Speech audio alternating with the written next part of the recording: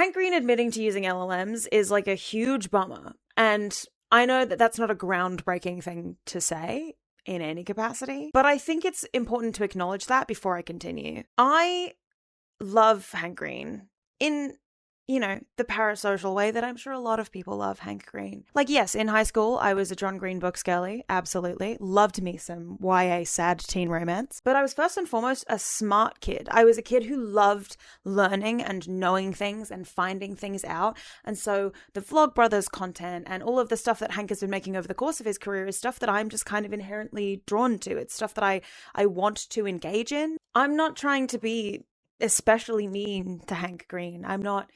I don't want to be one of those people who, when we look back on this moment, people go, wow, people were so harsh, because I want to do this in good faith, but I also don't want to pull my punches in the same way that I wouldn't with a friend or a colleague, because in some capacity, he is a colleague. He's much higher up than me hierarchically, but this is our workspace, technically. We are all kind of colleagues. So I think I owe him the respect to tell him what I actually think of all of this. A while ago, I made a video called Everybody is Stupid Now and How to Not Be, and I think Hank Green could stand to watch it a few times. I'm tired of this, Grandpa! That's too damn bad! Hi!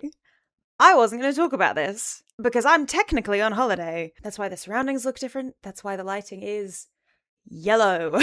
I've got time and I want to talk about it. And in fact, I spent a decent chunk of time talking to fellow creator Dokie about it. And I will be splicing some of the things I talked about with her into this as well, because I think that she makes some really great points. In case you missed it, Hank Green admitted to using LLMs during his research process. At first, he admitted that he wasn't sure that a line that he said in his script was AI or not. And he went and checked his notes, only to confirm that no, he thinks that one was just an ad-lib of his own. But he also confirmed upon rewatching the video that he does think it sounds unusually AI-y. And then in his official apology on Reddit, he said he only used it for research. Now, I personally don't know how he classifies research. I would say my notes and my script, I would separate from research, because I think it's, especially when you're talking about LLMs, it's very disingenuous to say I only used it for the research when you're also using it to help you write your scripts, or at least copying enough of it that you have to go through your scripts and check.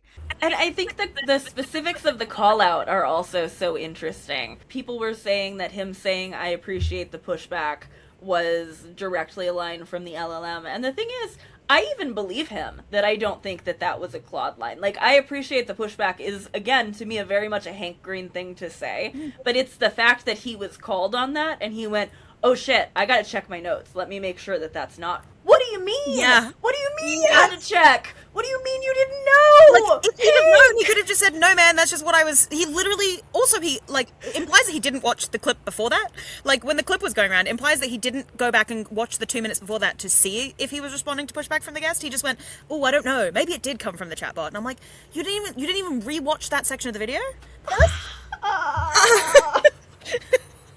I think what gets to me the most, or at least the first thing to hit me when this happened, was this frustration associated with it that I know a lot of other people also felt, so I feel comfortable admitting it, of okay, if you were going to have the money and the resources and the time, and literally it is your entire job, you've made it your entire life to be this person who researches things for a living, and you have decided to forego part of the research part, it should have been me.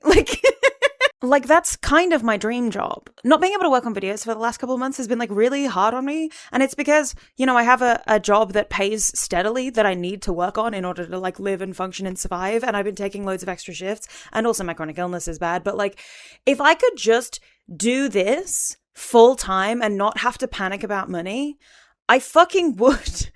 And so to see somebody who has achieved that dream, not just of being a YouTuber, but of being a YouTuber who researches things for a living, literally the thing that I want to be doing, who then outsources the research part to an LLM, because I'm not calling it AI. It's not fucking AI. There is nothing intelligent about it. And Ophi and I talked about this briefly, but I struggle with the idea of even outsourcing my research to another person. I get emails sometimes from people who offer to help me research for my videos. And I'm sort of baffled by them. And I'm sure that plenty of other content creators would love that and would really look forward to it and would like really benefit from something like that. I just I like the research part. I love the writing. The writing part is easily my favorite part of anything, but like to me, the research is so tied up into the writing part that it may as well be the same thing in a lot of ways. You can't go on a tangent in like LLM research. You will ask it a question, it will give you the answers you ask for, and you go, or probably hallucinate the answers you ask for, and then you go, cool, I'll take those, and you use those. When I research anything, I go on like 15 tangents. So like if I even, like you said, even if I'm outsourcing it to another person, I'm like, cool, I'm gonna do a video on, like my upcoming videos on the word platonic, basically. And so like, if I had outsourced that research to somebody else, they would have gone away and they would have come back with like, here's my stack of papers on what platonic is, how it is scientifically, which is not necessarily what my videos are. They'd be like, here are 54 studies on it, only 3 of which are relevant to you. And I'd be like, you just did so much work for me to use this much of it. And when I do so much work for me to use this much of it, it doesn't feel like wasted time. And I go on 15 tangents. Like there's a whole section in that video that didn't exist when I started because I went on a tangent in my research, found something interesting, and now that interesting thing is used to end the entire video, which like would not have happened if I hadn't spent 4 hours going down a rabbit hole. Yeah, and then for me too, like I'll notice that also it puts more in my tank for future videos too. Mm-hmm. Like it's like I come across something and I'm like, oh okay, I can come back to that later if I want to. It would be cheating myself so badly to just synthesize what somebody else hands me, even if that's a human person, let alone asking fucking predictive text. Because most of this job is doing hours and hours and hours and hours of research that nobody sees, hours of writing that nobody sees, hours of editing scripts that nobody sees, hours of editing videos that nobody sees, because you just see the finished end product that's a 40-minute or an hour or a 3-hour video, like, and you know, you understand that the time in between has been taken to do that, but nobody sits with you and sees all the work you're doing. And so like most of the videos I ever make are like 90% research to 10% video. So much of the research doesn't even get used, but it is important for me building my knowledge base, going through and figuring out what the right sources are, whether I'm using the right ones, whether I need to change, whether I need to go down a different avenue. I like find things and I go, actually, that could be a really important addition to this video. I should really think about adding that in there. It has made the video better by virtue of going down a rabbit hole. And that's the thing that LLMs stop you from doing. If you ask an LLM for something, it'll just give it to you. And also, sometimes it won't give it to you. It'll give you made up things that it hallucinated, which is worse. It's not a search engine. I cannot stress this enough. ChatGPT, Claude, Gemini, these are not search engines. They should not ever be used for research. There was a line in an H Bomber Guy video, I think it's the plagiarism video, where he like jokes about people only using the sources at the bottom of Wikipedia, and you can tell them when people aren't doing their research if the only sources they've listed are sources from the bottom of a Wikipedia page. That to me has now become the baseline of did you do any research? If you aren't even hitting the Wikipedia links, what are we doing? I would rather Hank went through the Wikipedia page of everything he talks about and just copied those links and read them than go to an LLM to ask it what links he should look at. You are not going to learn anything by doing that. And again, with the research process thing, like I don't even know if I want like a person to help me with the research process unless we're doing it together, because I think if I give somebody, I'm like, hey, can you do this for me? And then they go away and they come back. Like, I don't know what I'm missing out on. Things that they decided weren't relevant that I might have decided were relevant because they are not me, right? Or things they didn't think to research. They now have a series of information in their brains that they can put together that I can't because I didn't read all the sources. I only read the stuff that they finished researching and brought to me, you know? And like that is the nature of a research project. That is the nature of trying to put something together with a group of people. But usually when you're doing that, you're working within a team and you're bouncing things back and forth and you're bringing them back and you're discussing and you're bouncing them back again. That is why I was so jealous of Hank Green, because I was like, wow, he's got a team.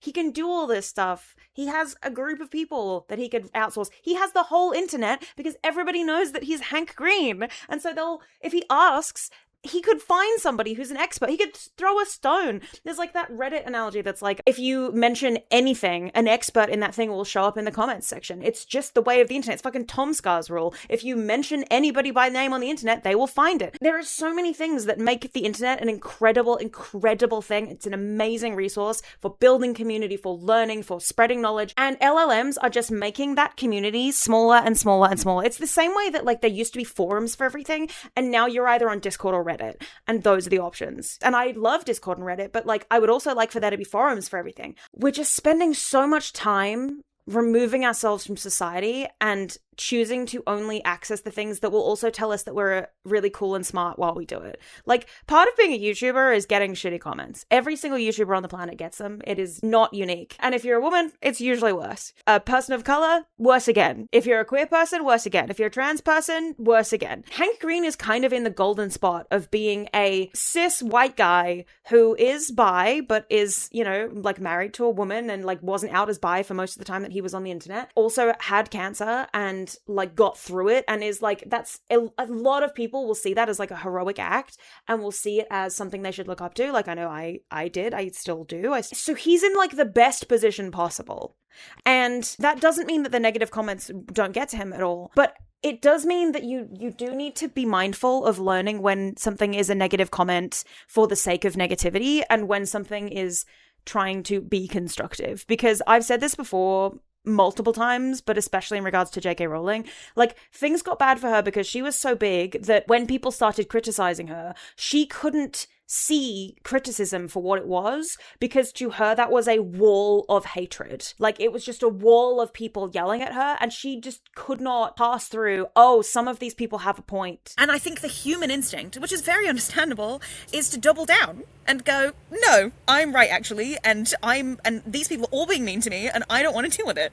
And I think quite a few people, especially in the age of the internet, have done it, where it's just like, oh, that's disappointing. Like, ContraPoints tweeted this week about the fucking terrible Israel-Palestine statement she made last year. She tweeted this week being like, oh, you guys haven't got over this yet? And it was like, first of all, we weren't talking about it.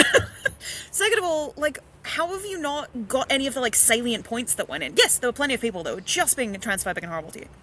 There were also plenty of people who made some really salient points that you could have, in the year since, taken on board.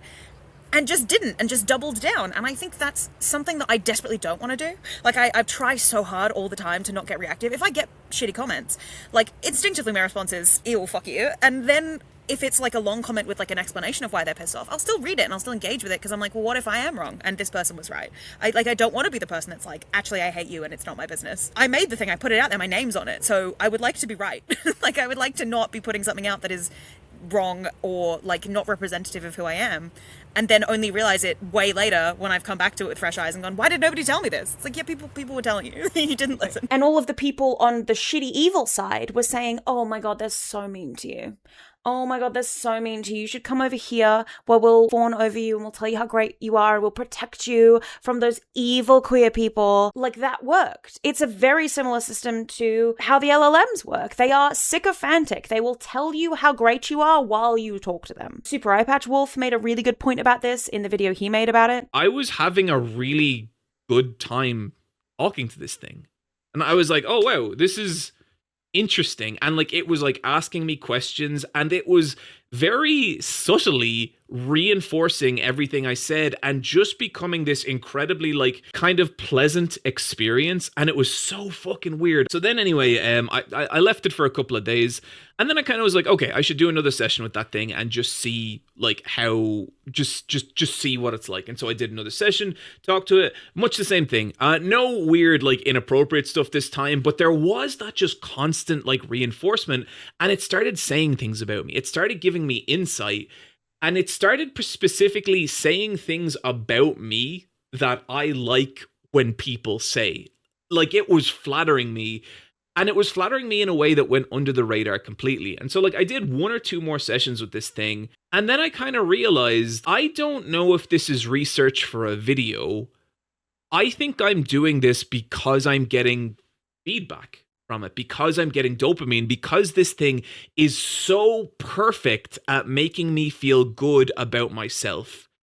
And in that moment, I was like, I cannot fucking touch this thing. I don't want to have anything more to do with this thing. And what I immediately became so scared of is like the implications of what this could mean for just a wider audience. He was worried about how alluring these systems are, right? And Hank Green has said something to that effect in his response, where he talked about he didn't realize how much he'd started doing it. And on the one hand, I can be empathetic to that because, as I spoke to Ophi about, like, I have ADHD. I understand how like dopamine receptors work in the brain, how like when you find a thing that make brain go burg, you just want to keep doing it to the point where sometimes it can affect your life. You know, it can cut into your actual life. And a lot of people are annoyed at using the word addiction to call it that, because I think a lot of people think of addiction as something that has to be sort of life-threatening and life-ruining and severe. And like, yes, but there are also things that you don't think of as addictive that can absolutely be addictive. On top of things like gambling and alcoholism and drugs, you've also got things like that famous story that Smosh read on Reddit of the guy who just kept buying those like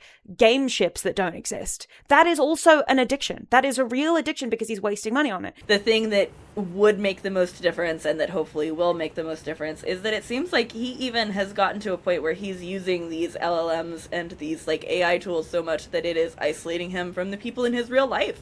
Sounds like his brother and his wife were like pretty upset, or at least that they don't think that the way that he's using it is healthy. And in that aspect, I really don't like the people who are rushing to be like, well, he's using pseudoscience language, it's not actually addiction, because it's like, can we maybe look past our frustration at feeling like the word addiction is being misused? Which, first of all, I'm not convinced it is.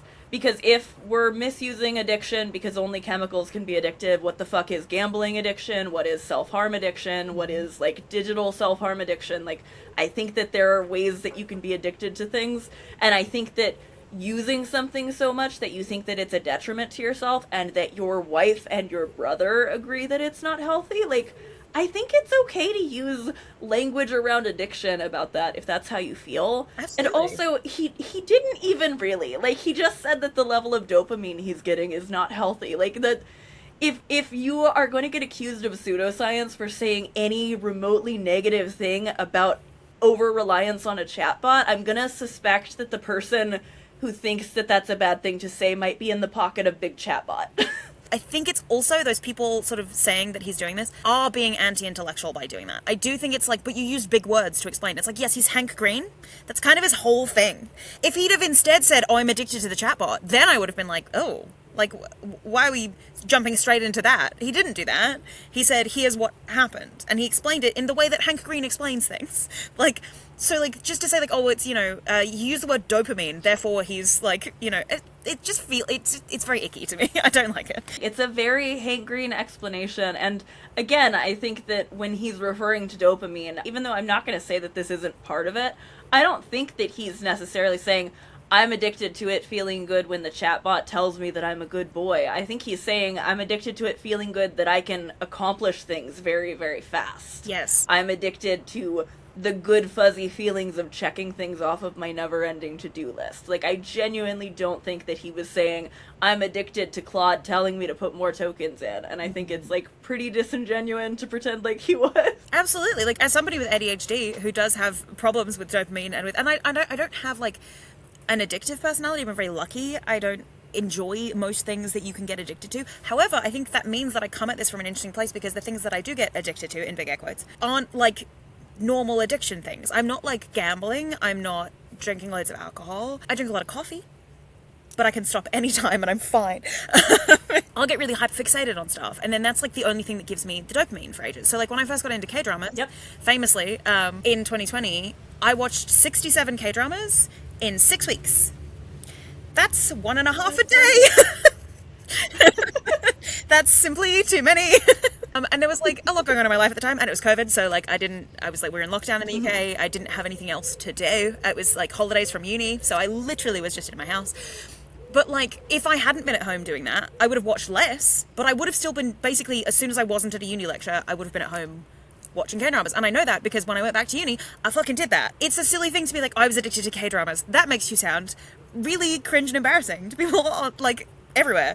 But I don't necessarily have control over what the thing is that I get excited about and that like twigs the thing, but there is a point at which I go, okay, this is a little bit much, and I do need to like take a step back and see if I'm doing this healthily or if I'm doing it because it twigs the dopamine. And like with K-dramas, it's now become a huge part of my life, and it's basically the thing that made my channel bigger, which is awesome and great, and like it's really justified it in hindsight. There was a point in time, I was in my final year of uni, and I was like prioritizing K-dramas for a minute, and I had to be like, hey man, you have 2 dissertations to write? Maybe let's not for a little while. Let's figure out how to make this a healthy balance instead of just prioritizing this over and over again. And it was causing me writer's block. It's very easy to be like, oh, addiction's a silly word to use because it's not like a big scary addiction thing. Like, yeah, okay, it won't kill him.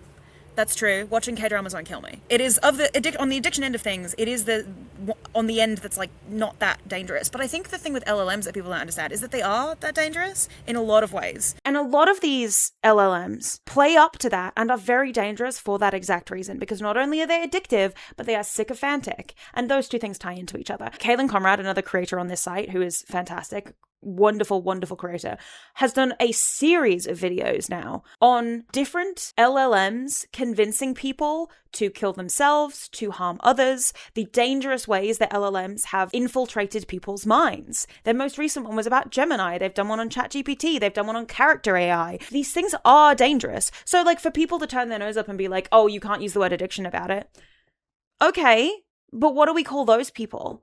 The people who actually got addicted to it and whose brain chemistry was genuinely damaged by it. It is cult-like the way these things suck you in and melt your brain. And everybody likes to say, oh, well, I'm too smart, I'd never fall for a cult. Nobody is immune to propaganda. Nobody is immune to falling for a cult. Nobody is immune. And actually thinking that you're above it all is the first step towards falling into it.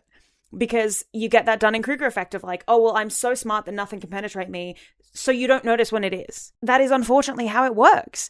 And I think Hank probably had a very similar headspace when he started using them. I can't speak for him, I don't know the man, but like, I think he probably did think, well, I'm smart enough to not use these for silly reasons. I'm just trying it out. I'm a science communicator. I'm on the cutting edge of technology. I have friends in Silicon Valley. I have friends in the tech space. They're really excited about it, so I'll try it out. But I'm smart enough that I won't get sucked in.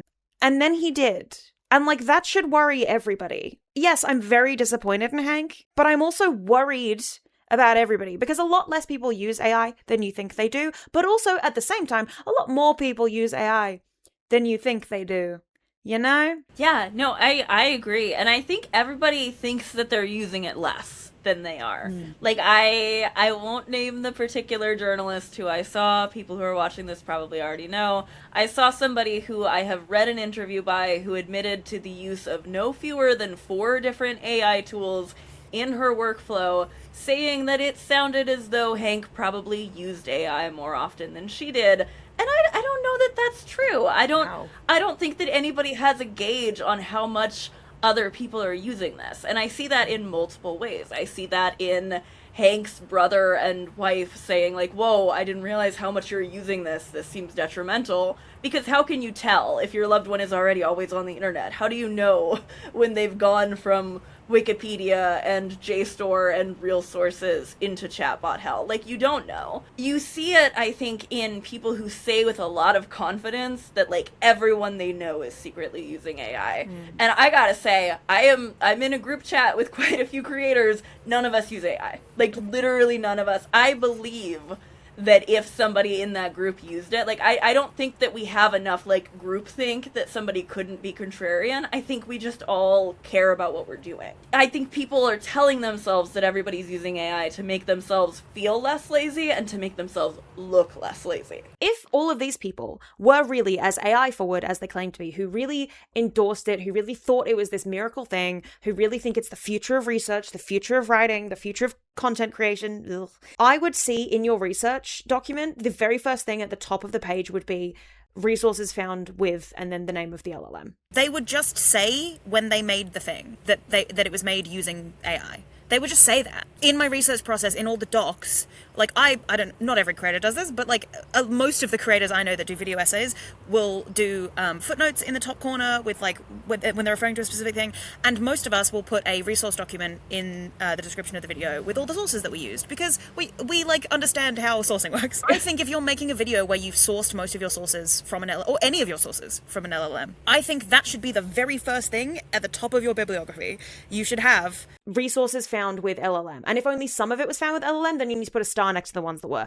I want you to be fully transparent about exactly how much that LLM was involved in your research process. Because for a start, if I know LLMs are involved in your research process, I don't want to watch it. I don't want to engage with it. I don't want anything to do with it. Because otherwise, it's really disingenuous to your audience. And I think these people know that. And that's why most of them will only come out and be like, I'm using it, when a bigger person has been found to be using it. 300 people came out of the woodwork when the Hank Green stuff came out being like, well, I use it all the time. And I was like, well, you didn't say that before, did you?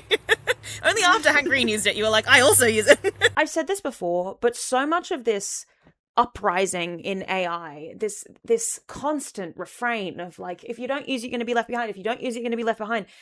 It rings so hollow to me when it's not helping you create anything. It's not making you smarter. It's not making you better at your job. In every case, it's making you worse at your job. He admitted he's gotten worse at coding since he started using it to code. He doesn't remember HTML anymore. Like, that's a problem, right? Cancelled my Duolingo account because it started using AI to create languages, and I knew enough Korean by the time that it started using AI that it was telling me I was wrong about things that I knew I wasn't wrong about. Or vice versa, it would tell me I was right about something, and then I would look at it again and I would go, no, actually, I was wrong, and that's wrong. Or sometimes the prompts would just be nonsensical. If I didn't know enough Korean, if I was starting from level 1 and just blindly believing that, it would make me worse at speaking a language I'm trying to learn. And you learn a language to communicate with other people. That's extremely important. You learn a language to communicate with others. And so much of what LLMs are trying to take away from us is communicating with other people. There's plenty of LLMs that are pitched as your new best friend. There's character AI. There's that weird white orb thing that was like, you can carry me everywhere, I'm your new bestie. They're pitching you LLMs to replace emails, to replace pitches, to replace storytelling. Like, these are all the ways we communicate human to human. And yes, media literacy is at an all-time low. This is going to make it so much fucking worse. If you think media literacy is bad now, it is going to fall off a cliff in the next couple of years if we don't start to mitigate the effect that AI is having on society. And like I said, it's not AI because it's not intelligent. It is artificial, but it's not intelligent. In fact, it is actively eroding intelligence. It's an EI. Or it's an LLM. Let's just call them what they are, because there are things that are classified under the big AI umbrella that aren't evil. Most of the time when we talk about AI in the negative way, what we mean is generative AI and LLMs, because these are the things that are just plagiarism machines. They're just regurgitating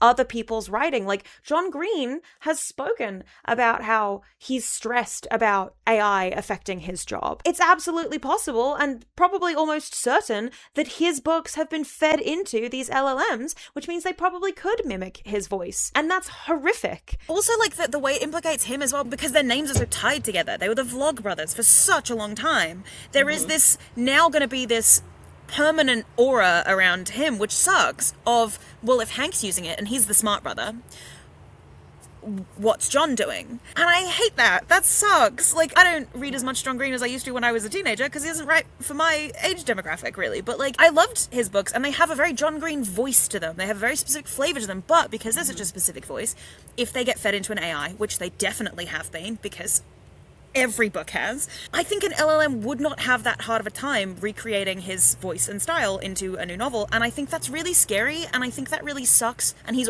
already obviously grappling with that. So to now have this, like, kind of weird nebulous thing in the mix of, like, well, if Hank's doing it, did John really not know? Maybe he's also using it. I just think it sucks to be there by proxy as well. Either late last year or early this year, I think John, like, just recently had a video too where he was like, oh, I love my brother. For so long, my brother was known as my brother, and now I get to be known as his brother, and it's, like, such an honor to be the tail to his comment. And it's like, I don't think, like, me speaking as Ophi, I don't think that makes John look stupid, in that, like, I don't think John is stupid because I don't think he knew. But if I was John, I would feel like that made me look stupid. I don't know how you reconcile using LLMs when your brother is a writer. That's really upsetting to me. Like, if one of my relatives came up to me and was like, oh, hey, I used an LLM to write like the full version of that novel you told me you were writing, I think I would do something so drastic I can't say it on YouTube in front of them to change the course of their life. What do you mean? And I know that Hank knows that it's wrong because he hid it from everybody. Because when he admitted to doing it, he also said that both his wife and his brother tore him a new one.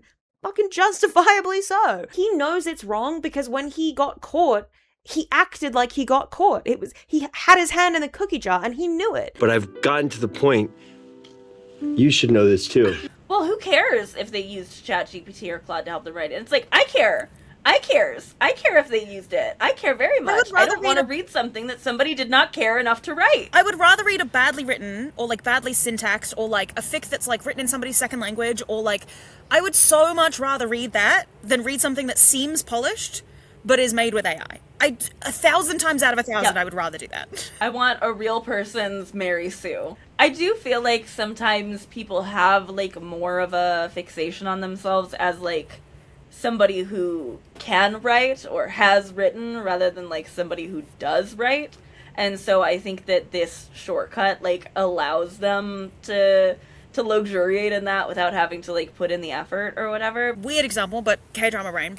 Squid Game, first season Squid Game, took like over a decade to get made. Like, the person that wrote it, directed it, he spent 10 years on this project. So, like, we're all seeing it for the first time. We're not seeing the decade of work that went into it beforehand. So then the second and third seasons came out because Netflix commissioned them because Squid Game was so popular. And he didn't have a plan for a second or third. He was going to do a standalone season. Most K-dramas are standalone seasons.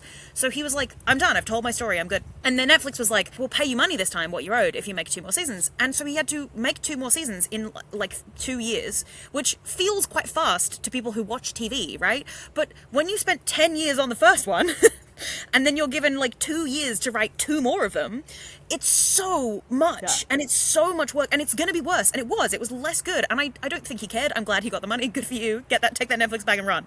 But like, people want to be seen as having done it more than they want to actually do it. I think it's similar with intelligence, where it's like people want to be seen as intelligent more than they want to be intelligent, and that is a big problem because you're never going to be intelligent. It's the like Dunning-Kruger thing. Like, you're never going to be intelligent as long as you're walking around going, oh my god, I'm so smart. I remember like being in high school and being like the smart kid, and I remember like my parents sitting me down and being like, take stock of when you don't know things, and you have to really lean into when you don't know things, because if you walk around thinking I'm so smart, you will miss out on some really basic shit because you're so busy thinking you're above it all. And at the time I was a teenager, I was like 13, so I was like, how dare you, I'm so cool and smart, fuck off. And then like very shortly after that, I started taking classes and stuff that I didn't understand and I hadn't covered before, and I got so frustrated because everything had been so easy up to that point. Like, everything had felt easy, and then I hit a threshold of things where I had to actually start putting effort in, and I didn't wanna, because I hadn't had to before. You have to put the effort in, you have to go through that threshold. The research is what makes you a smart person. So I think the fact that Hank outsourced his research, outsourced the smart bit, the smart bit is the learning bit. The bit that makes you intelligent is the work you put in. It's not the end result. And so I think it's the fact that he outsourced it.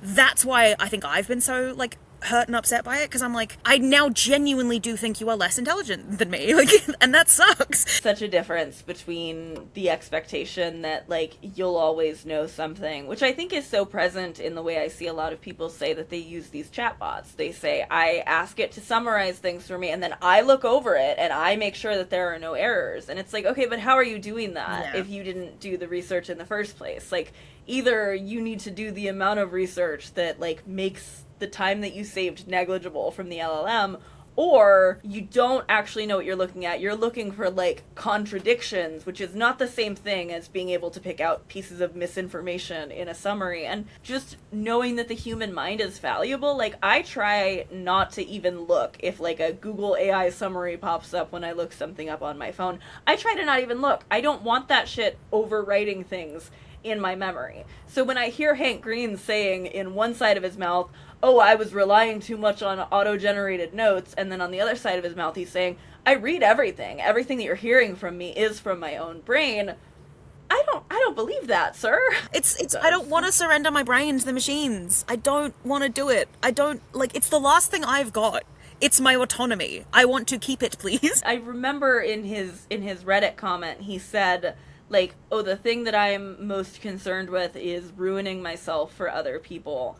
And I understand that. You need to be worried primarily about your brain rotting out of your ear. Like, you need to be worried about the fact that you are continuing to seek less and less friction in order to make yourself look and feel smart, and that's going to take away your ability to actually be smart and to actually educate yourself. You don't always have to do the easiest thing every time, even when that would be really, really great. It feels like a horror movie. It feels like a horror movie to be just like looking around, and even the people that you trust are like, I have decided to outsource my brain to the laziness machine. Like, that's where you do your best work, is when you come up against friction. Like, all of my best writing has been when I got stuck somewhere and was like, how do I get out of this? What do I do? Whether it's fiction, whether it's research, whether it's whatever it is. The thing that most of the video essayists that I like respect as like people who I look up to in the space are the kinds of people who take time between essays. I'm the kind of person who takes time between essays. I've just taken 3 months off, not intentionally. There's been a lot going on. But even while I wasn't posting things, I have, let me just check, 76 tabs open, multiple video scripts. It's not just like 76 tabs for one research project. It's like spread out across, and I've got little tab windows. None of my audience sees that when I'm not posting videos. Like, to them, it's like, well, Taz hasn't posted in 3 months. But I know because I do it, and I know because other creators that I look up to do it. It's the shift into content. Like, the Vlogbrothers videos used to be like 4-minute videos. It used to be like a whole thing. They would have like their little punishment if they went over on the time. Like, that was like its own thing. And then now it's like, okay, and I also do this, and I have 2 podcasts, and I have this, and I have this, and I'm talking about the art heist at the Louvre, and it's just like, my God, dude, slow down for a minute. I can't even watch all of this. No, I'm way behind. Like, when that video, when the AI thing came out, I watch Ask Hank Anything. It's the only Hank Green thing that I watch when it comes out, basically. And that video, for whatever reason, I hadn't gotten to yet. Like, it was on my list, it was in my watch later, I just didn't have time, and I just hadn't quite gotten to it yet. And then that clip was posted, and I was like, oh. So when I watched it then, I was then coloured with this idea of like, oh no, what if this is made with AI? And then it was very quickly confirmed that yes, probably. I also think, considering how much of his audience on Twitter is probably rushing to tell him that he did nothing wrong, like, it is possible he just waits and feels like this blows over. And I think that would be like the biggest shame, would be if the takeaway that he has from this is just to make his AI use less apparent in the future. I think that would be like the worst takeaway from this. Not to call it an addiction, but like, a lot of people who have addictions, when the people in their lives find out they have addictions, just get better at hiding it. Like, the amount of alcoholic parents who get really good at hiding bottles in the house and like disguising bottles in the house so that when their kids come over or their friends come over or their colleagues come over, they're not gonna obviously know they're doing it. And it's not the same thing, because addiction is a spectrum of things. And I understand, especially with people, you know, tagging him and stuff on TikTok, I think maybe he lost sight of what that audience that he has been accumulated wanted. The people who have been there and who will continue to be there want to hear specifically about the things that like are exciting enough for him to want to learn about them and come back and talk to us about. But then being constantly tagged in on TikTok on this, like, Hank Green, explain, I'm so scared, I don't know where the candle goes. Like, I think that it kind of, in his mind, put him in this position of like, I have to have an answer to everything, even if that answer isn't in depth, even if I didn't have time to like understand why that answer is, just having an answer and having like that sense of authority of like, yeah, I can give you the right answer. I got you. Like, I understand it. I want to be more pissed off at it than I am. Like, I am very frustrated, but it's also just, man, I'm sure that's so addictive. It's got to be so addictive for people to think you're the smartest guy in the world. As somebody who was the smartest guy in the world for a while, yeah, I was put up a grade when I was literally like 1st or 2nd grade. So I was a year younger than everybody else in my class, and I was the smart one. Like, teachers loved me. My classmates came to me for help. My last year of English, when we did a fuck ton of Shakespeare, during the drafting process, before they handed the drafts in to the teacher, they would give it to me and buy me lunch so that I would draft their work for them. And it is really addictive for people to come up to you who maybe wouldn't usually speak to you and be like, hey, I'll buy you pizza for lunch if you like go through my assignment. And I'm like, I'm useful? Absolutely. Like, as somebody who was raised in like a really abusive household and was just like desperate to be needed and wanted and useful, I was like, yes! So like I absolutely understand where that impulse comes in and where the dopamine comes in of like, oh my god, every time this happens I get more and more happy, and then more and more people do it because it spreads and people want me to do it. But I think that the thing where it falls off a bit for me is that, like, again, maybe I've misjudged who Hank Green is as a person. It's a parasocial relationship. I don't know the guy. But, like, the moment I'm outsourcing that intelligence to something else, I would feel like a fraud. I would feel like, oh, they're not excited about me. They don't think I'm smart and clever and cool. They just want me as a conduit to the other thing, which they could do themselves. They're just too lazy to do. Then I would be, like, kind of icked out by it. I don't want to do it. So it's just like, I think that's where the thing really falls apart for me, because I'm like, but I like the being smart part and like the learning stuff part and the researching part. It's so baffling to me how you get further and further away from that and like don't notice yourself slipping. Like, I understand how like addictions work. Yeah. But how do you even take the first step, I think, is what stresses me out. I'm like, how does that happen? Because I don't want it to happen to me. It's sycophantic. It talks to you, like fawns over you. It talks to you like you're the smartest person in the room. And for someone like Hank, who has gotten that from his audience for a long time, hearing it from an LLM probably isn't that unusual, but it's probably like a really frictionless way of getting that in there without having to put a lot of work in. But it also could be dangerous if he lets it go too far. Like, he could end up on the scary end of the spectrum. It's a possibility. Nobody's above a cult. Nobody's above getting sucked in by an LLM. It's nobody. I cannot stress this enough. You want to be validated. And if you're being validated and you don't know or notice that the thing that's validating you is also damaging you because you're only listening to the thing that's validating you, it's really easy to fall down the rabbit hole. Bogus, heinous, most non-triumphant. People talked at the start when AI was first becoming a thing, oh, it's ugly, and that's why we don't want it. And we have been saying since the beginning, you cannot base your hatred of AI on, oh my god, it looks like shit, because it's not going to look like shit forever. And the writing AI in particular, especially during a media literacy crisis, people are a lot less equipped to be able to tell when things are AI in a way that is like really troubling, because AI is trained on academic writing first and foremost. It's trained on fanfic and it's trained on academic writing. Those are the biggest things it's trained on, that and like social media posts in some capacity. But you all know the AI cadence, right? It is already trying to sound intelligent. So then you take this voice that sounds smart, and you put that into the world, people will just believe things. And I am intelligent, and that is true, but people think I'm smart because I know how to carry myself. People think I'm smart because I have a big vocabulary and I know how to communicate. I was an English major, so I got really good at public speaking, at writing an essay, at being able to formulate my thoughts in a way that makes cogent sense to people who are listening. I got really good at explaining difficult concepts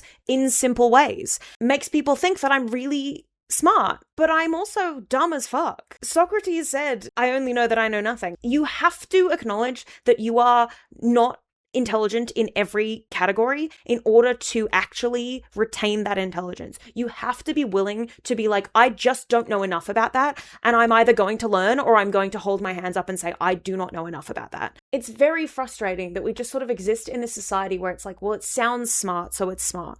It sounds like it makes sense, so it makes sense. Are we checking sources? No. People will just say things so confidently with their full chest because they heard a smart person say it once. People will still fucking cite. I hear it like every week, people citing that, well, once you turn 25 and your brain fully develops. No! That's not how it works. We have so many studies telling us that your brain doesn't just magically hit a wall at 25 and you're mature now. Simply not. People will keep citing it because it's been spread around enough now that like debunking it takes far longer than spreading the misinformation. And that has always been my problem with the LLMs from the beginning. Spreading the misinformation takes 30 seconds. Debunking the spread of misinformation takes forever, if it even works at all. And so like having somebody, a creator whose entire career is built on teaching people things, on spreading the joy of learning and knowledge and wanting to learn, is outsourcing the learning part. What are we supposed to do with that? There are so very few public figures that are seen as like academics, because he's not an academic. People have also been really delighting in pointing that out this week, which I also have a weird icky feeling about. There's a lot of people being like, well, he's not an academic, he's a science communicator. And I'm like, yes, but to a layman, to a random person who stumbles upon his content, that is as close to academia as a lot of them are going to get.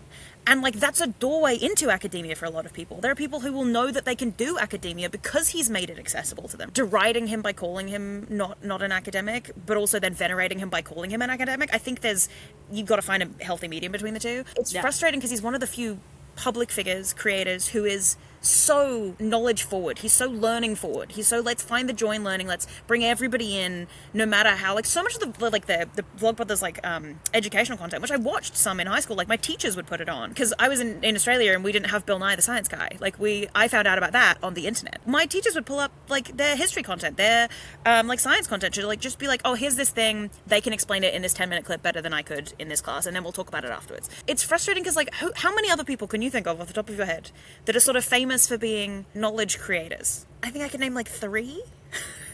It's the kind of thing that, like, should be the perfect balm to this, like, moment of larger anti-intellectualism that we're in. I had a Blue Sky thread that did numbers, and people were, like, quote tweeting, and they were like, oh, did you really think that he was, like, some kind of genius? And it's like, no, but I thought that he does research on the things that he does presentations about. Like, those are 2 different things. Like, I think this guy knows everything by default is a very different thing than, like, I think that this guy should care enough about the things he's putting out to stand behind what research he did for them. Sure, he's not like an intellectual in that he's not like a scholar or something. Like, I think that he has like a fairly base level college degree, but he's more of a smart guy than a lot of people are like interacting with on a regular basis. The thing that makes you intelligent is not your ability to sound intelligent. The thing that makes you intelligent is your ability to learn. That is what intelligence is. That is all intelligence is. Stupidity, as I said in the video I mentioned at the very top of this video, it's not a case of being disabled and not being able to learn. Stupidity is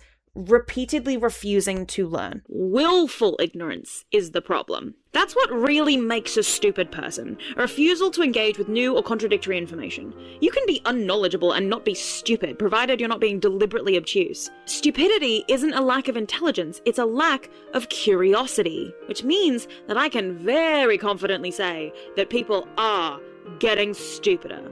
And that is why I worry about LLMs making everybody stupid, because it primes you to be in a state where you're like, well, I don't have to learn this, so I won't. I think it is silly to liken AI to the crazes where we say, oh, well, people were worried about radio when it first came along. People were worried about the movies when they first came along, blah, blah, blah. I do think that is silly. I think it's silly because those things were conduits for human innovation and storytelling. The same thing happened back when novels were introduced. Oh, the novels will rot people's brains. We know for a fact that isn't true. We have science backing up the fact that that isn't true. We also have a growing field of scientific study on how badly AI can affect the human brain. And I'm going to tell you right now, it does not affect the human brain in the same way as reading a novel, watching a movie, listening to music, or reading fanfic will get you. I promise you that. I think the only apt comparison that ever makes sense to me is calculators, right? Like, oh, people will do less maths once the calculator comes in. That's consistently true. People who work in diners for a living and cafes for a living and have to do quick maths all the time will inherently be better at maths than people that aren't doing maths all the time, right? But if those people are using calculators, if the till is doing all the calculation for you, which they do now, which is great, it makes life much easier, it's much faster, streamlines the process. If the till goes out, and you have to spend the afternoon just taking orders in cash, it slows the process way down because people aren't as used to just doing quick maths in their own head. While that isn't as big of an issue because we have so many things set up now that enable people to access maths, we have calculators on our phones, we can Google the answer, we can just sit there with a pen and paper if we really want and just do some maths. AI is so much more terrifying than that because it's everything. It wants to take over fiction, non-fiction, art, communication. It wants all of it. It wants us to surrender our brains so that we do not rise up against the billionaires that are shoving this AI down our throats. You look at everybody who's pushing AI right now, none of them are people that I trust or want to emulate in any capacity. I don't want anything to fucking do with it. But these are the people that are telling us, oh my God, this is the future and you'll be left behind if you don't engage with it. Okay. I'll be a Luddite. You are somebody who's using ChatGPT to generate videos, images, art, to generate text in an artistic capacity, to write for you. You are not somebody who deserves to be taken seriously. That's just That's just how I feel about it. Well, that's how people talked about the radio and the computer and like, look how silly they look now. I don't care. I'm happy. If I look silly in 70 years because I said you're a brain dead fucking loser for making art with AI, that's fine. I'll just be somebody who looks silly in 70 years. I have a really good friend on Tumblr, Spicy Vampire, who made a post about this. This is exactly how I feel about it. The way that all the 2020s have done so far have been making me categorically against every new generation of tech that comes out is insane. Like, I'm from a technological boom generation, saw the first portable phones, Nokias and Blackberries and flip phones, etc., and the first smartphones, and the first iPods and iPads and tablets in general, while still having cassettes and DVD and MP3 players around, so I know how all of it works. I had computer classes in high school. I did the transition between home desktop computers to laptops and back to gaming computers. But then they started to put internet in your printer and microwave. Everything has ads and AI now, and every update is worse than the last. I literally loved technology, and they ruined it. It is so frustrating trying to be somebody holding down the fort in terms of wanting to learn, wanting to get other people to want to learn, wanting to engage people in interesting topics and weird topics and stuff that people maybe might not click on. And it's already hard enough with the way the YouTube algorithm is going. Like, everything's getting so much harder. And that's also AI, thanks YouTube. But like, the fact that I'm going to say number one educational creator on this site has admitted to using LLMs, that's a real blow. Yeah, an LLM will make the research process quicker, ? But will it? Because you've still, like, I don't trust the LLM to get it right. So like, even if I do go, okay, well, instead of spending 5 hours going down all these rabbit holes, I'll ask the LLM to summarize all of these sources for me. I would then have to go through and check every single one of its summarizations against the sources, and it would have been faster to just read them and summarize them myself. We are surrendering the most important parts of our minds and our souls to these machines that actively want to make us worse. I'm on holiday. This is my holiday. And I'm thinking about this. I'm thinking about the future of my job and my life. I'm thinking about how all the careers that I have any vested interest in are just being overridden with bullshit. The amount of books that have been exposed for being AI generated, the amount of people who keep leaving AI prompts in their journalistic articles, the amount of creators who admit to using it for their thumbnails, for their script ideas, just to prompt them with fun ideas. Like, speak to human beings. Go and speak to people. Go to the library, please. Go to some libraries. I'm begging. People love giving you information they know for free. If anybody on the internet asks me about K-dramas and like asks me to like come on and be interviewed about K-dramas, I'm not going to be like, no, pay me a flat fee first. I'm going to be like, yep, how long do I have to talk about it before you have to cut me off? Because I could talk about it all day and into the night also. I don't want to like withhold information. Like, and I think that was Hank Green's whole idea when he started, right? Was he wants to spread information. He wants people to have easier access to information. And that is not what LLMs do. They mix up misinformation with real information, and it makes everything that much harder to pass through. We are making a world that is so inaccessible to the coming generations. And I don't know what to do about it. Because if prominent educational creators are just going to fall into that tar pit, I truly don't know how to push back against it. Because even in his apology, he was still kind of trying to defend himself. And he's been on Twitter for the past few months, every now and then saying things that are somewhat in support of AI. It hasn't been as blatant as like Taylor Lorenz, for example, but it's been like not as anti-AI as he should have been. There are plenty of people out there who have already made points about how AI is destroying the environment. It is destroying neighborhoods. It is draining water. You know, the UK is in a heat wave right now. It's been in a heat wave for like 2 months. And yes, part of our problem is that we have not built any new reservoirs in 30 years because we sold our water off to privatization. So let's fucking get on that. But also, Gatwick Airport ran out of water last week. Like the whole airport ran out of water. Let's stop building AI data centers, actually. Let's stop funneling our clean water, our potable drinking water, towards something that does not provide any value. It is a bubble and it is going to burst, and I don't want it to take down the entirety of society with it. I would actually prefer if we had already started moving on from it when the bubble burst, because this isn't quite the same thing as an NFT or as crypto, where they are their own self-sustaining systems, and when they crumble, they only take down the people that engage with them with it. The amount of companies that are invested in these AI systems and companies, when the AI bubble bursts, it is going to be the 2008 housing crisis all over again. It is going to be the Great Depression all over again, because all of these big companies that prop up our economies are using AI as their one crutch. And when that crutch gets kicked out from under them, where does the economy go? This is why capitalism is a scourge. It sucks. And I think, too, like, there's so much propaganda around the AI stuff, and to normalize the idea that everybody's using it and all your friends are just using it anyway. And it's just like, there's been more peer pressure of like, oh, everybody's using it, you should just go ahead and try it around LLMs than I ever experienced with drugs. Like, nobody was as pushy about trying to make me smoke pot as they are about thinking that I might as well use an LLM. No, literally, I'd go to house parties and people were like, do you want some weed? And I'd be like, oh, no, I'm good. I'm asthmatic. I can't smoke. And they'd be like, okay. And then that was the end of the conversation. They weren't telling you that you're going to get left behind in the digital revolution. The moment I hear that phrase now, it's like a trigger phrase. Like, the moment I hear that phrase, I'm like, that person has been in conversation with a company. Like, that's not an organic phrase. It's not just coming out, and it's kind of become one, I think, because people have seen it so much now. But like, especially when celebrities were saying it, when journalists were saying it, when corporations were saying it, I was like, that is part of the like spiel you have been sent in an email about like the points you need to hit of what to say to get people on board with this, and it's gross. Playing to everybody's like FOMO, and we see this in the YouTube backend. I don't know how many people who aren't creators know about this, but like, it'll literally try to AI generate video ideas for you based on your past videos and what has done well, and it'll say like, oh, you could make a video about this, and like, you're not even prompting it to do that. You click onto the wrong tab and it's just already there waiting for you. Like, they want to milk you as hard as they can, and they don't care if you're making 10 low quality videos that your audience ought to know better than to accept from you because of their low standards. Like, they don't care. They want more things to put advertisements on. If you want to be a person on the internet and you want to make things for actual people, you have to ignore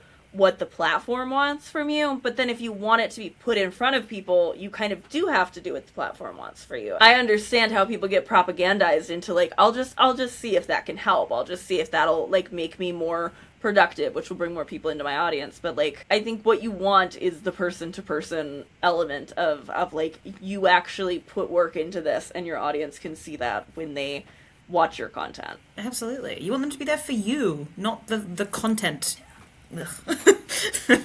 This game has gone on long enough. Shit. It just frustrates me because he should be better than this. He's not always right. He sometimes says things that are like abjectly wrong or that are a bit insensitive, or he confuses things, and every human being does that, and we all have to give every human being the grace to do that and then pick themselves up and start again and try again. I don't extend that grace to AI. So if you're making mistakes because of an AI, I don't extend that grace to you either. If it was just Hank Green occasionally sticking his foot in his mouth and causing problems, I would have endless grace for that. It's the fact that he's outsourcing his stupidity to something else. It's really disappointing. I have a hen do and a wedding this weekend, so this video is probably not going to come out for at least another week. So it'll probably feel like I'm really late in the game by then, but I'm okay with that. I don't need to make videos to optimize the algorithm. I would probably be more successful if I did. Probably be doing better. I'd be doing better if I answered every single one of the 40 different AI companies that have sent me emails over the last year offering their AI services, suggesting brand deals for me. If I just took that money and did those brand deals, I would be so much richer than I am now. And I think that's the problem with being a fucking person with morals, is that most of the time your morals cost you money and they don't give you any money. Like, it's so much easier and cheaper to just not have them, but I do. And so I'm never going to answer those emails. I'm never going to start using an LLM. It's just not going to fucking happen. I do think less of you if you use it, and I especially think less of you if you're a creator who is outsourcing the creative part of your job and turning your job into content. I'm tired of content. I want to engage in something meaningful. Even if that something meaningful is a 2-hour-long video about Tyra Banks' Model Land novel. That's still something meaningful because somebody read it and she made notes on it and she talked about it and her opinion came through the whole time. Personality came through the entire time. That is worth engaging into me because it is human connection. Far more than listening to an educational video that has been structured entirely through an LLM. What are we learning? I'll wait.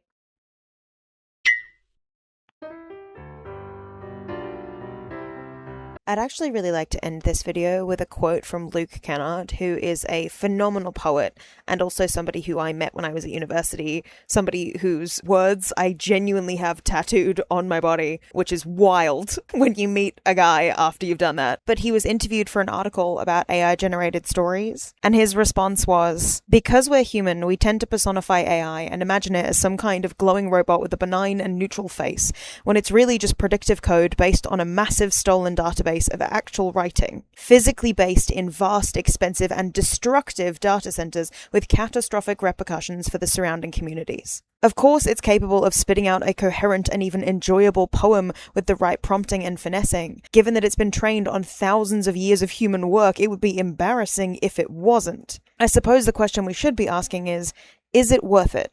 And the answer is absolutely, categorically, it is not. Write the thing you've been meaning to write. Write the bad poetry, write the bad novel, write the bad script, paint the terrible painting. All of that is more valuable than funneling the idea of it into an AI and getting a stolen approximation of what the thing you think you want is thrown back at you. You have to be bad at something before you can be good at something. And that is the worst part of trying anything. But it is a universal truth. Hidden Rabbits have a section in their Milo Winter video from ages ago, back when that situation was happening, the 10,000 hours thing, and how a lot of people put far too much stock into that as an idea. But there is something comforting in it as well. It's not like you are working. You hit an hour 9,000 and you go, yeah, I'm not there yet. And then you hit hour 10,000 and you go, okay, cool, I'm done growing in this thing. I am officially a master. I have arrived. I have no more places to go. It's like, that's not how it works. No. It's an idiom. It's an idiom of how much time and effort it takes to get good at something. Yeah. To be an expert at something. It's actually supposed to be, I take it as like a comforting thing. Like, we can use ice skating because you've been ice skating since you were like 2 years old, little tiny, which makes me very emotional. But so you have logged your 10,000 meaningful hours. Yeah, like, I started skating when I was about 2 or 3. Before I can remember anything, I was skating. Right. Yeah. And you and I have been ice skating together 5 or 6 times. Mm-hmm. And I've gone ice skating a handful of times before that. And I get frustrated because I'm not great yet. Yeah. I can barely go backwards, which is like a huge feat for me. Mm-hmm. But I still am not good at stopping. I don't have like good tiny motor skills in my feet because they're not used to doing it. And I get very frustrated because I think I'm 28 years old. I've been in this body for 28 years. Like I should be able to do whatever I want to do with it. But hearing 10,000 hours is at least how long it takes. Right. To meaningfully practice and get good at something is so comforting because I'm like, oh, I'm only like 30 hours in. Yeah. Of course I'm not good at this yet. The best time to start doing the thing you want to do, whether it's a hobby, whether it's a job, whether it's your passion, was yesterday. The second best time to start is right now. Go out and try the thing, research the thing, make the video essay and post it, even if it gets 5 views, even if it gets no views, even if it gets 5 views and all of them are you. Create the thing, do the thing. Make art for art's sake, make it for you. Write fanfic for you. Oh my god, write actual fanfic. Type words on a page. It's fanfic. It's what it's for. Just go out and do it. Even if it's bad. That is infinitely more valuable to the human experience than it would be if you were just using a machine to do it for you.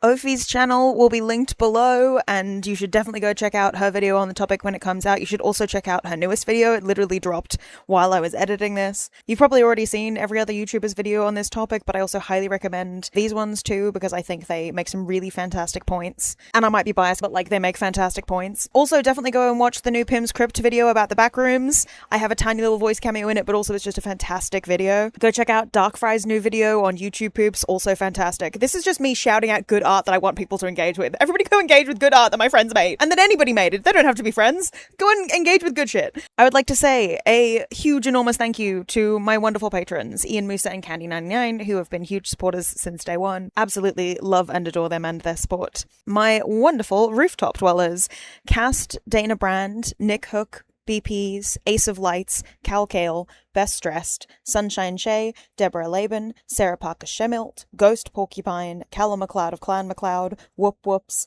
Lilac Rose, CS, Rihanna, Carolina, Chris T, E. Teddy, Renelia Del Grange, Jellywer, Suniyama, Tiny Wooden Tree, Tan, K-Guard, Rem Sleep, Kirstan, Ellie Walker, Stara Heron, Easter, Todd is a Warlock, and Darius. And of course, my fantastic introverts sliding across the screen right now. I'll never stop mentioning it because it's never going to stop being true. I could not do any of this without my wonderful patrons. The fact that I was able to take 3 months off and come back to it, even if the video didn't do particularly well, which makes sense. It's kind of a bummer video. And also the YouTube algorithm is fucked. But I could not have taken that time without having the wonderful patrons that I do. And I've currently got a couple of things planned to go up on the Patreon. Obviously, the next few videos coming out will be shared there earlier and less censored than they appear on this platform. I've also got the full interview that myself and Ophi did, the entire full edit, that is going up on the Patreon probably as this video drops or maybe the day after. I've got a couple of smaller videos about shows that I love that will also be going up. It just means a lot to me that people want to support real creators who write real stuff. And it's wild to me that I am one of those people. It's truly, it feels surreal all the time that there are people who enjoy the things I make so much they're willing to give me their hard-earned money for it. I cannot possibly emphasize how much I appreciate it enough. And of course, my wonderful enthusiasts scrolling up past the screen. I appreciate all of you. The next one should be my video on the phrase, there's no platonic explanation for this. So if you're interested in something as weird of a deep dive as that, definitely like, subscribe, comment, and all of the usual trappings.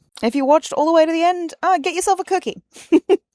Annyeong? When the Plagiarism and You video came out and I realized that people were just ripping off their fucking video scripts, I was like, but I thought we were doing this because we're writers. I thought we did this because you wanted to write something. I'm in it for love of the game. It's like the Arthur meme. Like, you really think people would just go on the internet and tell lies? Like, I was shocked. Like, did not even occur to me that people were out there scamming and cheating. Like, I thought we just all loved to do research. Yeah. I mean, it occurred to me people were scamming and cheating. It did not occur to me that people were scamming and cheating in a video essay space. Like, that I was like, huh? Right.